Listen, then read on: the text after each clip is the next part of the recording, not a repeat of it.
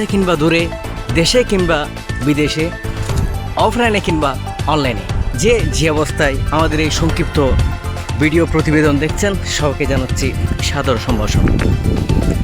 দর্শক, আমরা আজকে দেখাতে চেষ্টা করব আপনাদের বাংলাদেশের সেই অপরূপ প্রাকৃতিক লীলাভূমি, যেখানে সেই মনোরম পরিবেশ, স্নিগ্ধ আবহাওয়া, ফাঁকির খরতাল এবং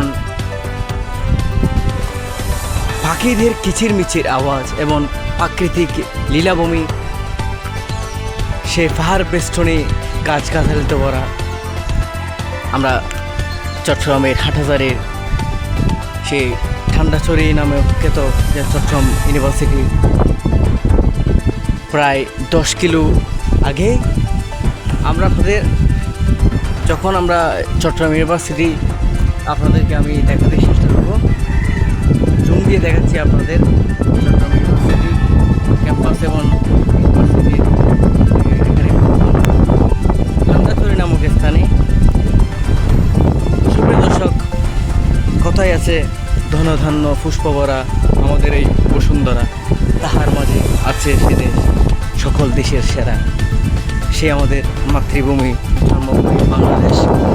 বাংলাদেশের এক এক প্রান্তে এক এক জায়গায় আপনারা ভ্রমণ না করলে কিংবা প্রয়োজনে অপ্রয়োজনে কিংবা ছুটির দিনে এবং আনুষঙ্গিক কাজের ক্ষেত্রে যদি আপনি বাংলাদেশের বিভিন্ন স্থানে ঘোরাফেরা না করেন, তাহলে বুঝবেন না কোন জায়গার কোন জেলায় কীরকম প্রাকৃতিক পরিবেশ এবং কীরকম আপনার বাংলাদেশের অপরূপ সৌন্দর্যের সেই আপনি জিসটা এবং নির্যাসটা আপনি পাবেন না।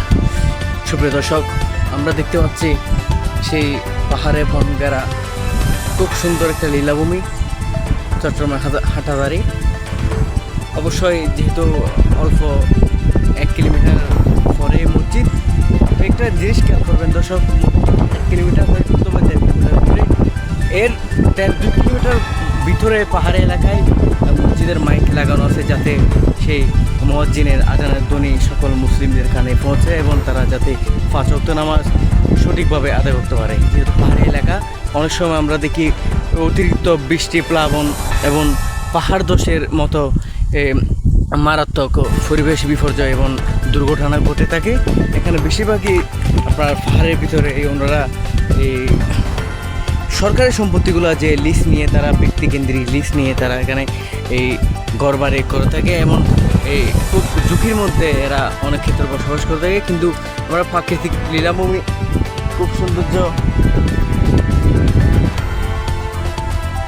খুব সুন্দর প্রাকৃতিক লীলাভূমি আমরা দেখতে পাচ্ছি। এই খুব অপরূপ সৌন্দর্য, গাছগাছালি ঘেরা এমন প্রাকৃতিক বাতাসটাও খুব সুন্দর, মনোরম পরিবেশ। আসলে আপনারা না আসলেই বুঝবেন না, আমাদের বাংলাদেশটা আসলে খুব সুন্দর এবং প্রাকৃতিক ঘেরা এবং প্রকৃতির আবহাওয়া অন্যরকম। মহান রবের সেই বেশিরভাগ নিয়ামতে মনে হয় আমাদের বাংলাদেশে রয়েছে বিভিন্ন স্থানে, এবং বিভিন্ন স্থানের কি সেই আপনার সৌন্দর্য বর্ধনের বিষয়টাও অবশ্যই আমাদের খুব নজরে পড়ে এবং খুব ভালো লাগে বাংলাদেশের এই প্রাকৃতিক এই আবহাওয়া। যাক সুপ্রিয় দর্শক, আমরা বেশিরভাগই এখানে বন, গাছগাছরা এবং পাহাড়ে ঘেরা খুব সুন্দর একটা মনোরম পরিবেশ চট্টগ্রাম হাটহাজারী এই ঠান্ডাছড়ি নামক স্থানে। আমি অবশ্য পাহাড়ের উপরে আছি। দীর্ঘ ঈদুল আজহার টানা 1 সপ্তাহ বন্ধের আজকে আপনার 5ম দিন। শনিবার থেকে অবশ্যই সকল অফিস কার্যক্রম চালু হবে। রোববার থেকেই পুরোদমে বাংলাদেশের সকল আপনার এই কলকারখানা, শিক্ষা প্রতিষ্ঠান থেকে শুরু করে ব্যাংক এবং পরিবহন সেক্টর খুব দ্রুত চালু হয়ে যাবে। সরকারি বন্ধগুলো বন্ধ শেষ হওয়ার পরে। তবে ঈদুল আজহায় ঈদুল আজহাটা একটা আপনার আমাদের ইসলামিক খুব বড় একটা ধর্মীয় আচার অনুষ্ঠানের মধ্যে পড়ে। খুব অত্যন্ত গুরুত্বপূর্ণ একটা এই তাৎপর্যপূর্ণ একটা তাৎপর্যপূর্ণ ভাবগম্ভীর্যের মধ্য দিয়ে সকল মুসলিম উম্মাহ এই পবিত্র ঈদুল আজহা পালন করেছেন সমগ্র দেশে বিদেশে। এবং মুসলিমদের প্রধান এবং ধর্মীয় উৎসব এটা পবিত্র ঈদুল আজহা অর্থাৎ কোরবানি। মানুষের মধ্যে হিংসা ভেদাভেদ ভুলে সকল মুসলিম কাঁধে কাঁধ মিলিয়ে সকল স্তরের মানুষকে নিয়ে খুব সুন্দরভাবে নিবিড় সুন্দরভাবে পবিত্র ঈদুল আজহা কোরবানি সম্পন্ন করেছেন। ত্যাগের মহিমায় উদ্ভাসিত হয়ে সকলে ঈদুল আজহা উদযাপন করেছেন। আমাদের বাংলাদেশ খুব প্রাকৃতিক সৌন্দর্য ঘেরা একটা অপরূপ সৌন্দর্য বাংলাদেশে শান্তি শৃঙ্খলা বজায় থাকুক এবং উন্নয়নমূলক কার্যক্রম ধারাবাহিকতা অক্ষুণ্ণ থাকুক। শিক্ষা প্রতিষ্ঠান থেকে শুরু করে শিক্ষা, স্বাস্থ্য, চিকিৎসা এবং বিভিন্ন পর্যায়ে বাংলাদেশের অর্থনৈতিক উন্নয়নমূলক অগ্রযাত্রা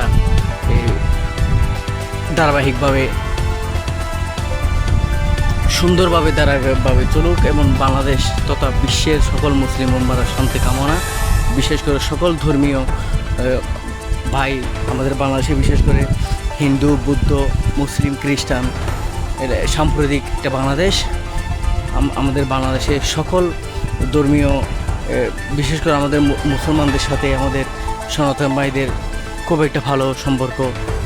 হিন্দু, বৌদ্ধ, খ্রিস্টান এবং উপজাতি বিশেষ করে সকলদের সাথে মুসলমানদের খুব ভালো একটা সম্পর্ক এবং বাংলাদেশের মতো শান্তিপূর্ণ জায়গা অন্য জায়গায় নাই বললে চলে।